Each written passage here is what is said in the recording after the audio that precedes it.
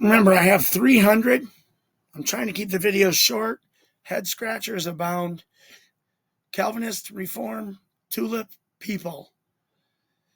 Many of the things in the Bible, to me, and remember, I guess God predetermined me not to be a Calvinist because it frustrates me putting the tulip and the roots and the bottom lines of what Calvinism, tulip, reformers teach, and then trying to apply it to most of the words in the Bible. Total conundrums to me. Help me. I only want the truth. Please give me the truth, some smart Calvinist person. So why does Paul write the following? Romans 11, 13b, 14.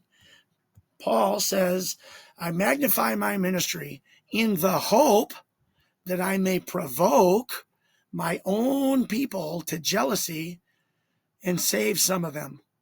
Maybe I just don't understand that verse, but it sounds like Paul is saying all of these Jews that already rejected Jesus, because I used to be a Jew, I actually have hope, even though they're reprobate, most of them, or most people are sent to hell by God's decree, but I have hope, and I may provoke. But wait a minute, Paul doesn't really provoke. Not if Calvinism is true, because God has to reach into the heart and turn it on. Give a heart of flesh, take out the heart of stone, Ezekiel 36:26, according to Calvin. And there is no provoking. Now, a Calvinist might say, but Paul might preach to them for 3 months. He stayed in this town and preached and taught for 3 years. That's 3 years of provoking. Sorry about the condescending voice, Calvinists, I apologize. But get rid of the word provoke. Let's be honest. Paul isn't provoking anyone, even if it's a secondary meaning and a secondary cause and all these weird nuances to try to paint the position. See, I talked too long. Just keep scratching my head, and I didn't even get where I wanted to go.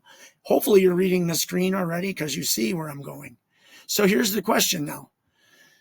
Why would Paul say this? Why would Paul write this? Why would he say this or write this as a Holy Spirit-inspired writer? It's impossible for him to actually provoke anyone. They're already pre-programmed and decreed to believe one day when he's speaking. So Paul, if he knows that as the original Calvinist, why doesn't he ever say that? I know someday, some people today will believe what I have to say, and it's going to seem like provoking because I've been here for, here's another one. Every Sabbath Sunday for, I don't remember how long, but that's in Acts, I believe, somewhere. Every Sabbath Sunday, he preached and pleaded with them and tried to convince them from scriptures. But you didn't really provoke anyone, Paul. It wasn't because you were a messenger of God. You weren't what Acts 9:15 says, a mouthpiece to the Gentiles, a chosen mouthpiece unto the Gentiles. That's not really what Jesus meant. He meant that God would predetermine and regenerate all of them, and they would happen to walk by you someday when you're talking. It would seem like you're provoking, but you're really not, though. So anyway, so irresistible. Oh, and then he goes on, Paul, to say, provoke them to jealousy. Now, here's how I would see that. Underneath determinism, it doesn't make sense. There is no need for emotions. I mean, they're predetermined to get their hearts regenerated, and then they'll be able to believe, according to Calvin, Tulip, Reformed. But Paul's talking about provoking them to jealousy. What? Jealousy is a sin. You're going to use a sin?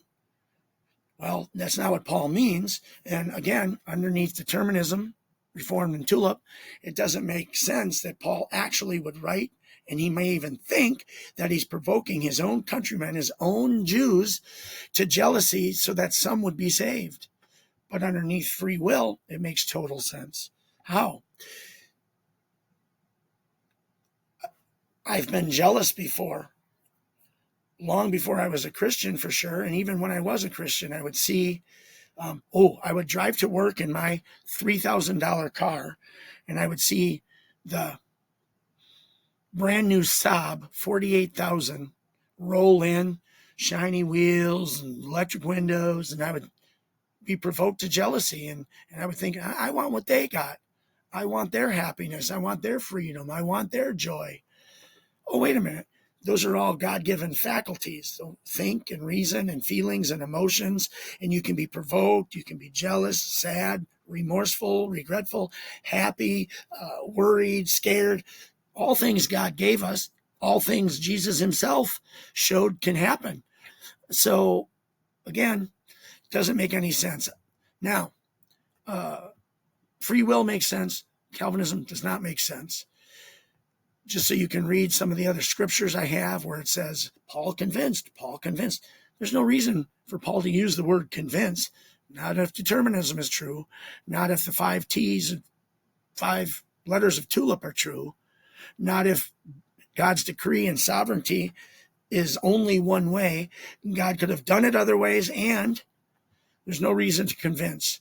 Now, if the Calvinist argues, oh, but in this case, God wanted to convince, okay, good argument, but doesn't make sense, flies in the face of all these emotions we have and that we think we're actually executing, flies in the face of Jesus' character, love everybody, right?